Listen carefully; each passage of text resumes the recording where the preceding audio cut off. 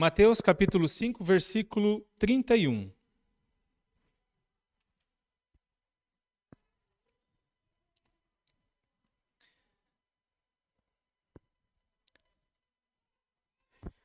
Estamos aí na série de mensagens do Sermão do Monte, primeiro sermão de Jesus, primeiro discurso de Jesus. A partir do versículo 31.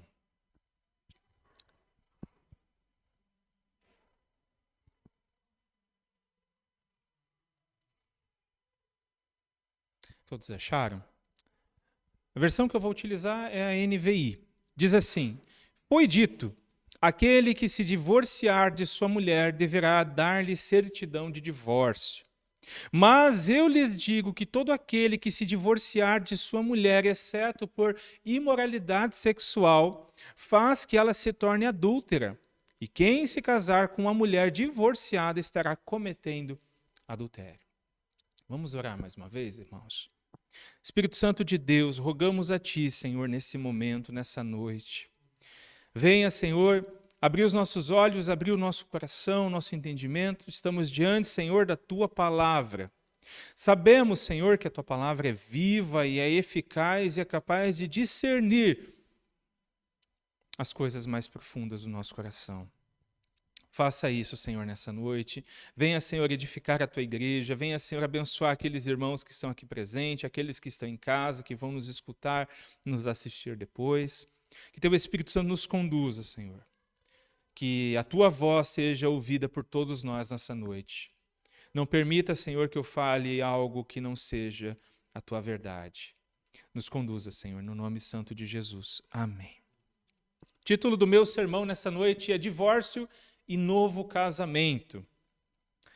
E esse é um assunto que nós temos a impressão que é uma coisa nova, né? Nós ligamos a televisão, ligamos o jornal, ligamos as redes sociais e a gente tem a impressão de que é algo novo.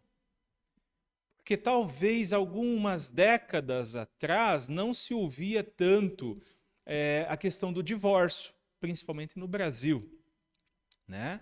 Os nossos pais, nossos avós, principalmente os nossos avós, os nossos bisavós, viveram numa época um pouco diferente da nossa, em que o divórcio e o novo casamento era algo muito complicado, era difícil quem era divorciado ou quem tinha divorciado e casado de novo.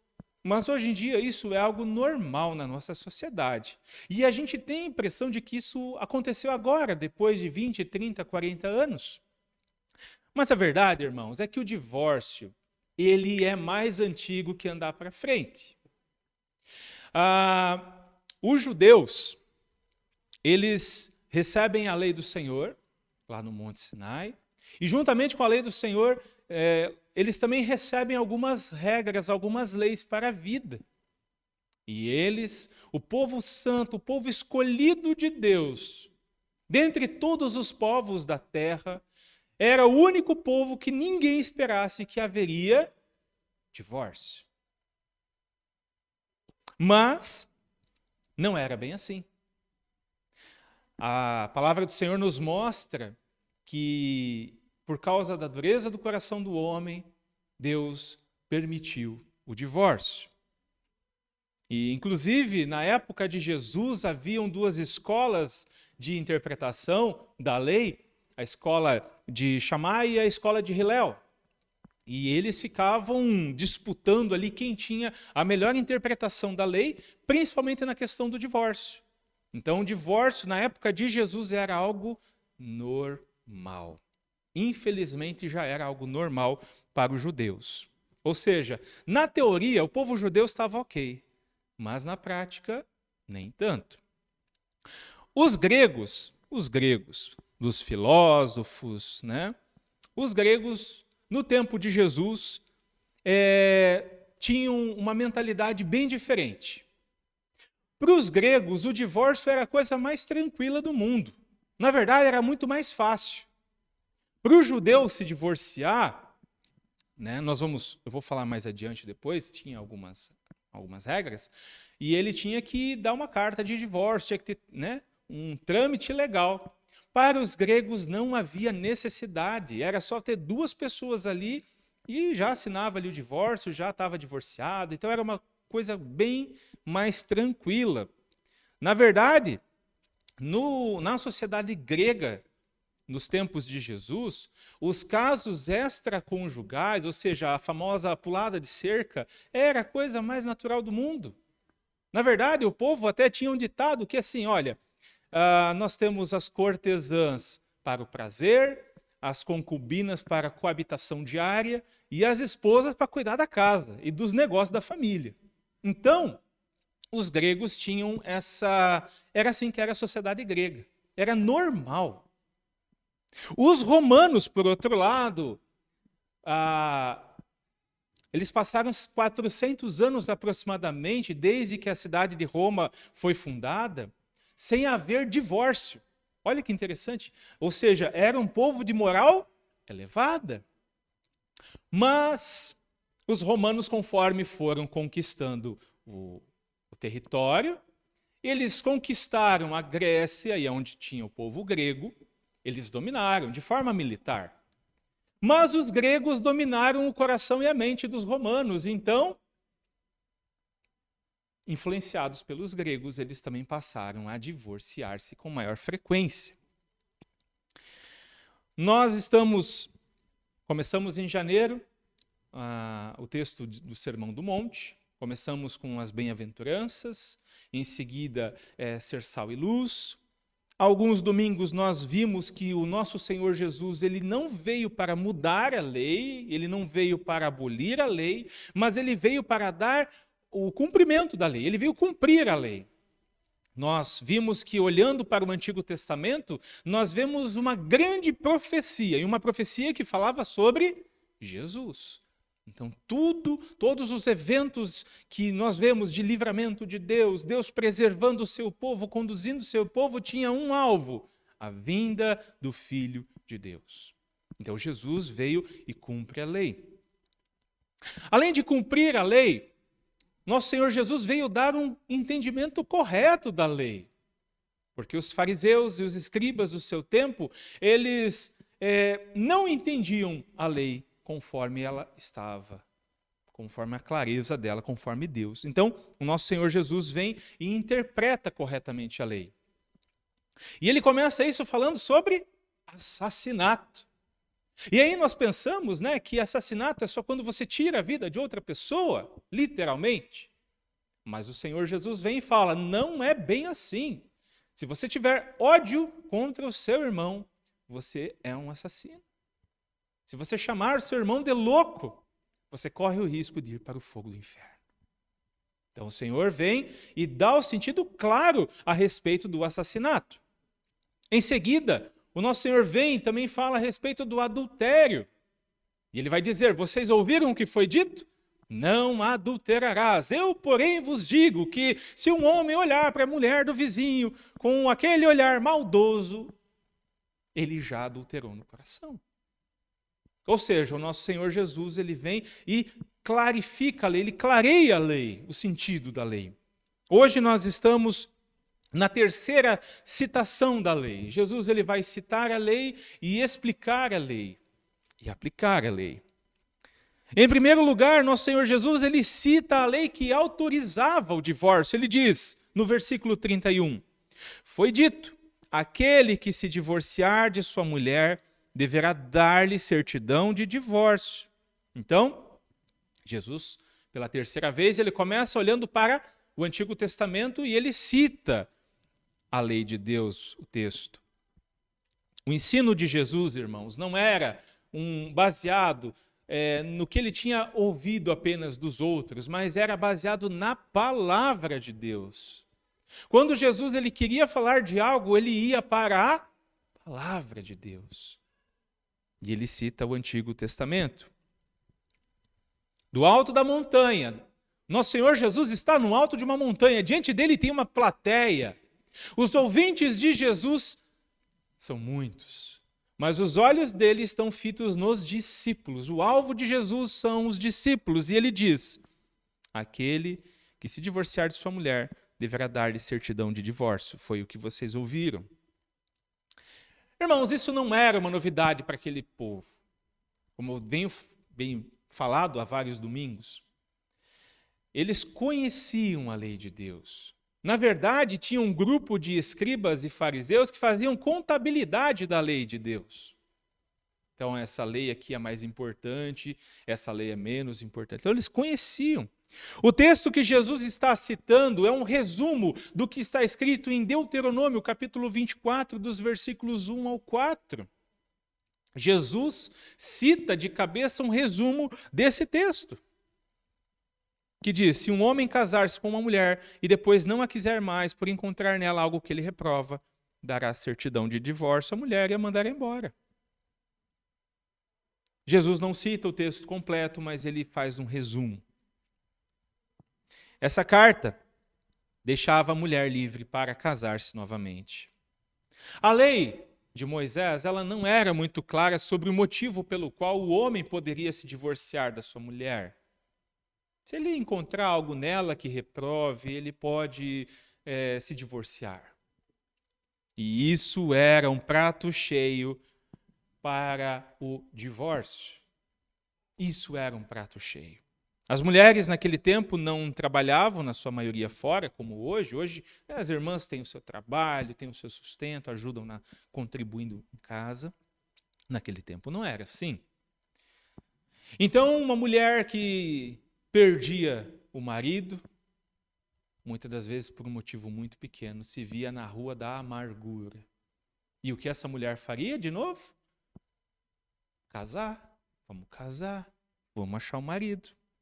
Irmãos, a lei do Senhor é boa, santa, justa, perfeita. E o objetivo do Senhor não é proporcionar o divórcio, porque o Senhor é o autor do casamento. O Senhor é aquele que criou o casamento. O casamento é o plano original de Deus para o homem e para a mulher. Mas o objetivo dessa lei, a lei dada lá em Moisés, era evitar divórcios precipitados, feitos no calor do momento. Fazer com que o marido pensasse duas vezes. Porque lá em Deuteronômio 24, dos versículos 1 ao 4, nós vamos ler que após o divórcio, aquela mulher não poderia voltar para o braço ou para o casamento com o primeiro marido, ainda que o atual morresse, ou seja, a fila andou, não tem jeito. Então, a ideia original da lei era fazer uma consciência para a pessoa pensar duas vezes, o marido pensar duas vezes antes de se divorciar. E naquele tempo, era o marido que tinha a autonomia de pedir divórcio. As mulheres não tinham esse direito. O foco da lei do Senhor não estava em oferecer para o marido um escape.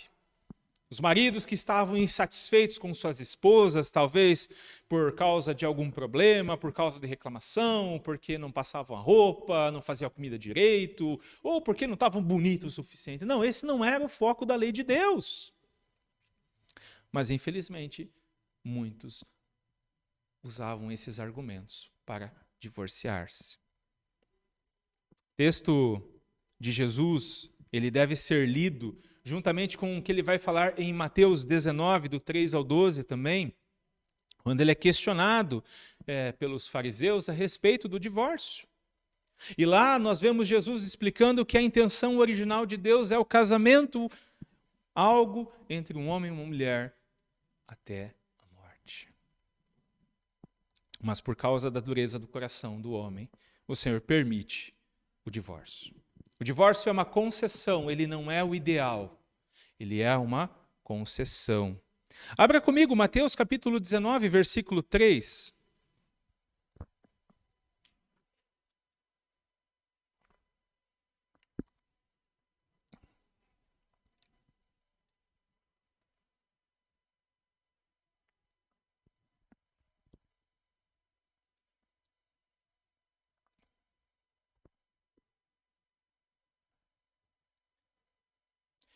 Alguns fariseus aproximaram-se dele para pô-lo à prova e perguntaram-lhe: É permitido ao homem divorciar-se de sua mulher por qualquer motivo?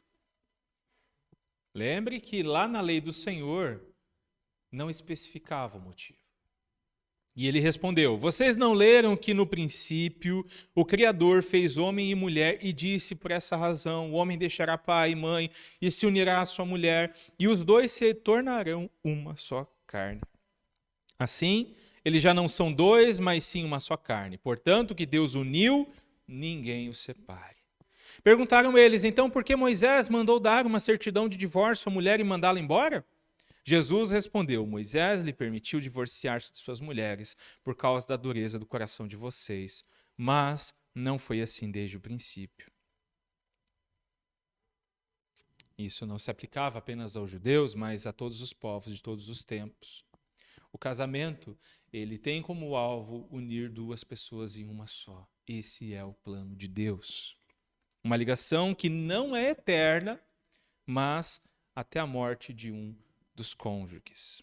Esta é a intenção de Deus quando o assunto é casamento.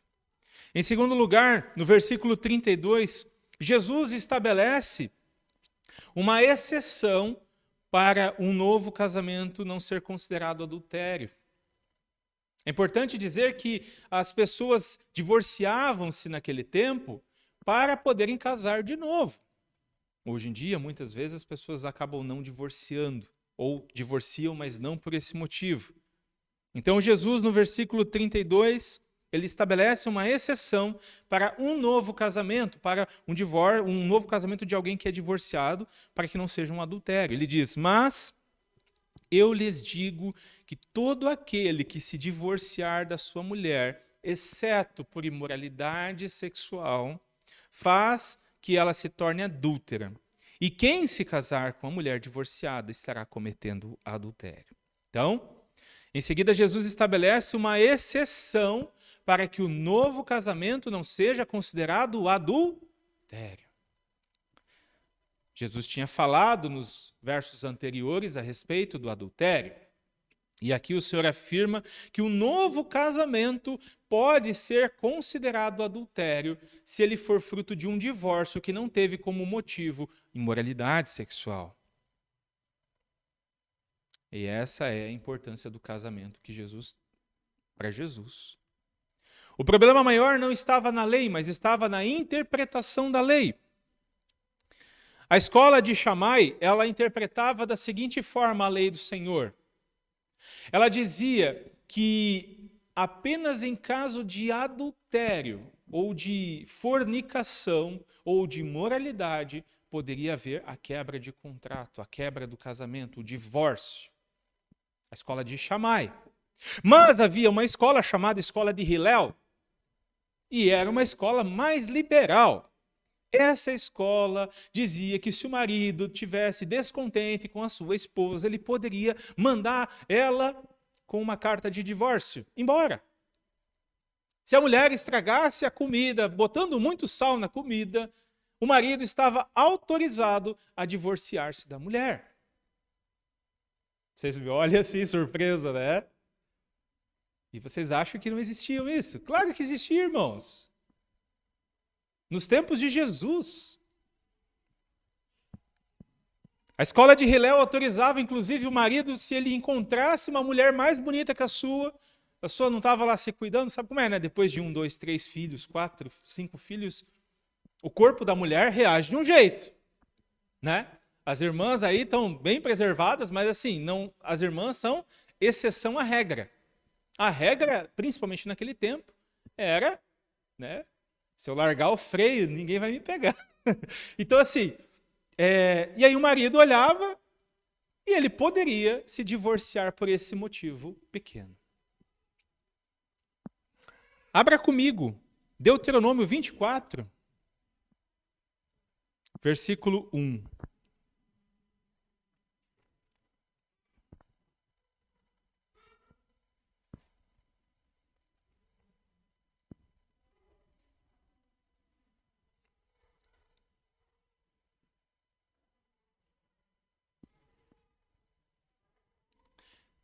Se um homem casar-se com uma mulher e depois não a quiser mais por encontrar nela algo que ele reprova, dará certidão de divórcio à mulher e a mandará embora. Está vendo o tamanho do problema, irmãos? O texto não é claro sobre o motivo. Então tinha um problema muito grande aqui, porque não era claro. E não era a mulher que tinha o direito de pedir o divórcio, era o marido que tinha o direito de dar o divórcio. O marido podia ser um caco, e a mulher era obrigada a continuar com aquele caco. Somente o marido tinha o direito de dar o divórcio para a esposa, caso ele encontrasse nela algo que ele reprovasse. O problema é que o motivo não está claro na lei. E como nós vimos no começo, o povo de Israel deveria ser um exemplo quando o assunto fosse casamento. Mas eles estavam diante desse ideal. Porque a lei dava a autorização ao marido para ele divorciar-se. E essa lei não era clara. Os mestres de Shammai falavam, não, em caso de adultério você pode se divorciar. Mas a gente sabe que o adultério a pena do adultério, para quem era pego em adultério, era apedrejamento até a morte. Então, o pessoal entende que não era apenas o adultério, mas a fornicação ou algo, né, do tipo. Inclusive, o pessoal da escola de Shammai tinha um ditado: tua mulher pode ser pior que a mulher de Acabe, mas se ela não cometeu adultério, você tem que ficar com ela. E aí vocês sabem quem é a mulher de Acabe, né? Boazinha ela, né? E a escola de Hillel já ia para o outro lado. Se a mulher fosse briguenta, se a mulher falasse demais, se na frente do marido ela começasse a falar mal do sogro, da sogra, já era. O foco não estava na vontade de Deus, e a vontade de Deus era a preservação do matrimônio. O foco estava na vontade dos homens. Então Jesus apresenta a melhor interpretação da lei, mas Jesus, ele é o cumprimento da lei e ele interpreta corretamente a lei. Jesus deixa bem claro: o casamento não pode ser desfeito por qualquer motivo besta. Não pode ser desfeito por qualquer motivo banal. O marido não poderia mandar sua esposa embora por um motivo pequeno. Olha que interessante, Jesus, o pessoal fala que o cristianismo é machista. Eles precisam ler a Bíblia. O cristianismo não é machista. Porque Jesus pega a mulher, que era considerada coisa naquele tempo, e levanta ela. Protege ela. E Jesus apresenta uma exceção. A exceção é a imoralidade sexual.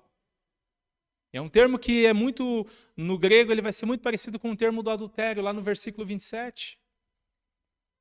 E essa exceção, irmão, se você for ler Marcos e Lucas, você não vai encontrar essa exceção em Marcos e em Lucas. Ela só está em Mateus. Marcos e Lucas vão registrar um texto bem parecido com esse, mas não vai ter essa exceção. Por quê, Fernando? Porque para os gentios não fazia sentido a questão da imoralidade sexual. Não fazia sentido? Para eles era normal aquilo. Para os judeus fazia sentido. Então, Mateus, quando escreve, ele escreve para o público judaico.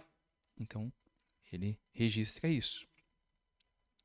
A palavra que Jesus utiliza é a palavra porneia. E aí, por porneia, você deve entender qualquer ato sexual ilícito, não necessariamente o adultério em si. Então, quando houvesse um ato sexual ilícito, Jesus está estabelecendo isso como um motivo para o divórcio. Os outros motivos dos seguidores lá de Hillel são desconsiderados por Jesus. No Novo Testamento, principalmente Paulo, ele vai nos apresentar outro motivo muito importante, que pode, onde o divórcio ele é permitido, que é quando uma das partes abandona onde o marido ou a esposa literalmente abandona e não quer mais saber e vai embora. Então a outra parte fica livre para se casar novamente. Mas o foco não era o divórcio, o foco era reconciliação. Aqueles também que haviam se divorciado antes de sua conversão por motivo banal, o apóstolo Paulo vai nos dizer que o sangue do Senhor nos libertou e nos purificou de todo o pecado. E o único pecado que não existe perdão é a blasfêmia contra o Espírito Santo. Então, mesmo aqueles que fizeram errado, o Senhor, se eles se arrependerem, o Senhor os perdoa. Por fim, o nosso Senhor Jesus, ele nos mostra ainda no verso 32, o risco de cometer adultério ao casar com alguém divorciado. E ele diz, versículo 32, mas eu lhes digo que todo aquele que se divorciar de sua mulher, exceto por imoralidade sexual, faz que ela se torne adúltera. E quem se casar com a mulher divorciada estará cometendo adultério. Então, nosso Senhor Jesus, ele está colocando o casamento de uma mulher divorciada por um motivo banal no mesmo patamar do adultério. É adultério.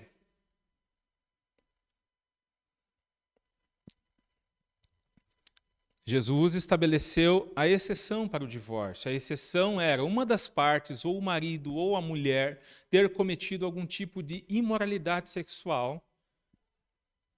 Pode ser o adultério ou pode ser qualquer outro tipo de imoralidade sexual no casamento. E aquilo abria uma exceção para um divórcio.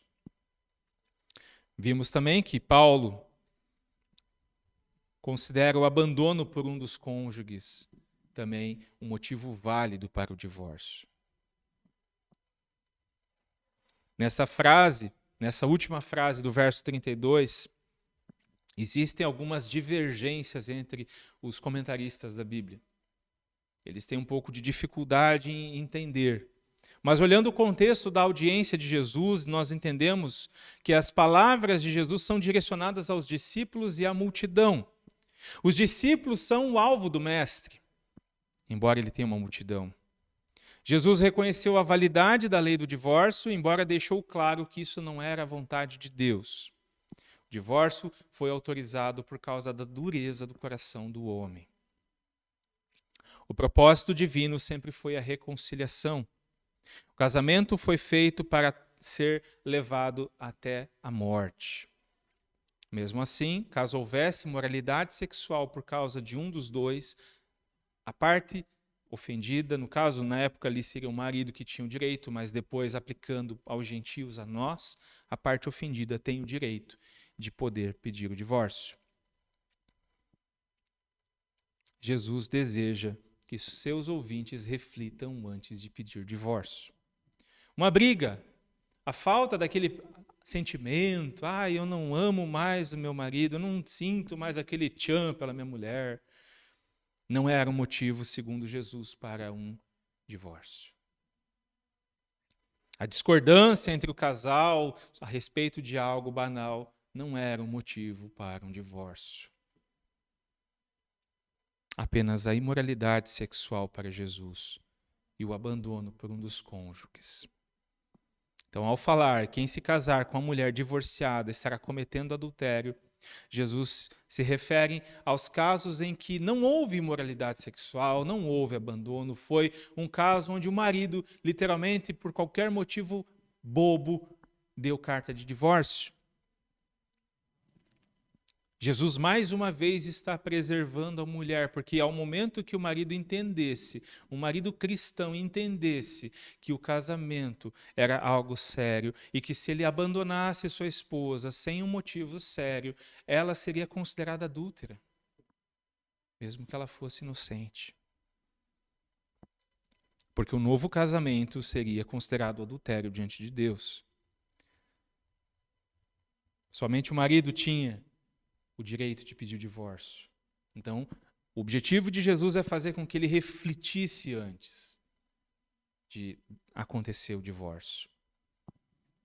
E mesmo que o marido fosse infiel na relação, apenas ele poderia propor o divórcio.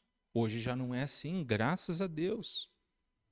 O divórcio ele tinha um objetivo, tanto para os judeus, quanto para os gregos, quanto para os romanos: liberar a pessoa para um novo casamento. E é assim até hoje.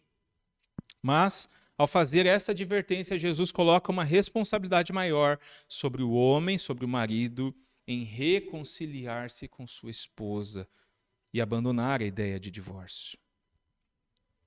Uma mulher que recebesse carta de divórcio sem motivo, não por causa de imoralidade sexual, mesmo que ela fosse inocente, irmãos, ela poderia ser considerada adúltera. Então é uma advertência muito, muito séria. Trazendo para a nossa vida, para a nossa realidade, existem o termostato e o termômetro. O termostato e o termômetro.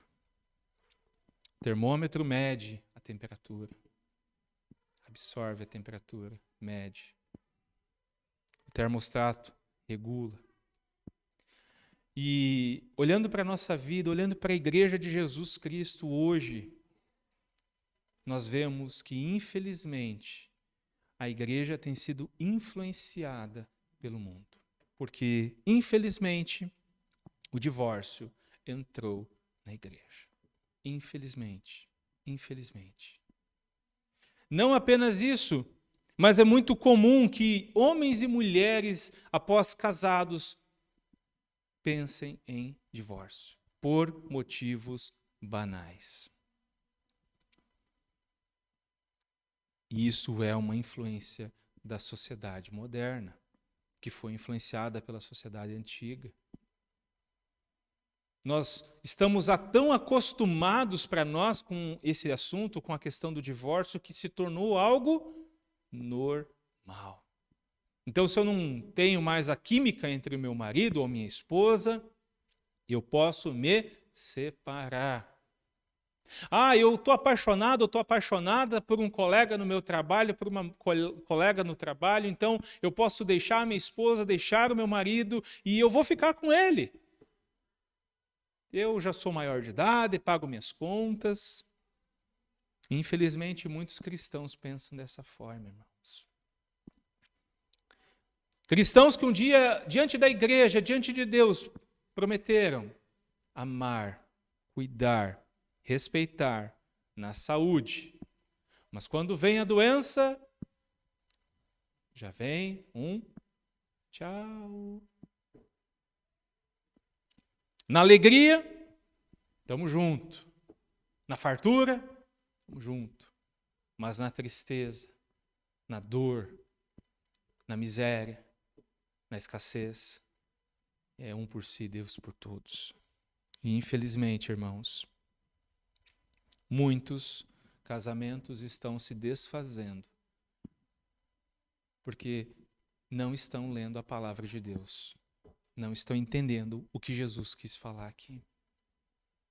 Todos nós temos problemas, temos dificuldades. O seu casamento não é pior do que o meu casamento não é pior do que o seu. Todos nós, em algum momento da vida, vamos estar. Eu ouvi uma vez um amigo me dizer que a vida é uma roda gigante. Uma hora você está aqui em cima, uma hora no meio, uma hora embaixo. E é assim a nossa vida. Uma hora você está bem, mas uma hora você não está bem. Não estar bem não é motivo para divórcio, não é motivo para separação. Fernando, e o que fazer quando meu marido me bate? O que fazer quando um marido me espanca? Se seu marido é membro da igreja, nós temos que aplicar Mateus 18. Mateus 18 vai dizer o seguinte: quando você tiver contra o seu irmão, vai até o seu irmão a fim de reconciliar ele com Deus e fale com ele. Se não resolver, chame mais 2 ou 3, conversa de novo. Se não resolveu, leva para a Assembleia da Igreja. E se ele não se arrepender, considere-o como gentil, como publicano. E eu digo mais, denuncie para a polícia. Denuncie. Fernando, meu marido, ele abusa dos filhos. Mesmo processo de Mateus 18. E esse é um motivo até, inclusive, para divórcio, porque é imoralidade sexual. Mateus 18. E polícia também. A igreja de Jesus não pode ser conivente, irmãos, com esse tipo de atitude. Mas, Fernando, meu marido não lava a louça, Fernando. Meu marido não me ajuda a fazer comida. Bom, você casou com ele. Agora aguenta. Agora aguenta, coração, dizia o profeta. Né? Agora aguenta, coração. Então, assim, irmãos, casou, aguenta. Com certeza, seu marido aguenta muitas coisas também suas. Entendeu? Mas nada disso é motivo para divórcio. Nada disso. O que fazer diante disso? Nos deleitar em Deus, nos deleitar no Senhor, buscar o Senhor, conversar. Fernando, eu estou com um problema no casamento, o que eu faço? Procuro o pastor, me procura um irmão, discipulado, conversa. Conversando a gente se ajeita. O que não pode, irmãos, é a igreja de Jesus ser conhecida como uma igreja imoral. O que não pode é a igreja de Jesus ser conhecida como uma igreja dos divorciados, como uma igreja daqueles que não têm compromisso, que não têm palavra. Logo em seguida, o Senhor Jesus vai falar a respeito dos juramentos. Diante de Deus e diante da igreja, nós juramos cuidar das nossas esposas. É nosso dever. Maridos, é dever nosso amar nossas esposas como Cristo amou a igreja e se entregou pela igreja. E como é que eu amo a minha esposa? Com certeza não é só comprando o buquê de rosa. Não. Ajudando ela a carregar suas cargas. Entendendo ela quando ela tiver de TPM. Amando ela. Estando com ela. Você é o marido que Deus deu para ela. E é sua função amá-la. Mulheres, sua função, amar o seu marido, como a igreja amou a Cristo. Se submeter ao seu marido como a igreja se submete a Cristo. Amém? Que a nossa igreja não seja conhecida como uma igreja de gente sem compromisso no casamento. Amém? Vamos orar? Você pode ficar de pé? Querido Deus, te agradecemos, Senhor, pela tua palavra. Louvado seja, Senhor Jesus, o teu santo nome. Senhor, todos nós aqui em algum momento da vida, alguns todo mês, alguns até toda semana, Senhor, nós enfrentamos lutas, Senhor, no casamento. Mas, Senhor, que o divórcio não seja a primeira opção. Que o divórcio não seja a segunda opção. Que o divórcio não seja a terceira opção. Que o divórcio não seja, Senhor, uma opção. A não ser, Senhor, dentro daquilo que o Senhor permitiu. Por causa da dureza do nosso coração. Senhor, que a nossa família seja solidificada, alicerçada em Ti, ó Cristo, a nossa rocha. Que o amor pela nossa esposa, que o amor dessas esposas por seus maridos não seja baseado num sentimento, mas que seja baseado no amor de Cristo por cada um de nós. Porque o Senhor nos amou. E se nós amamos, é porque o Senhor nos amou. Louvado seja o teu nome, Senhor. Nos conduza de volta para casa, nos abençoe essa semana, nos dê, Senhor, uma semana para a tua glória. E nos ajude, Senhor, nos transforme a sermos mais parecidos com Jesus. Essa é a nossa oração nesta noite, em nome de Jesus. Amém.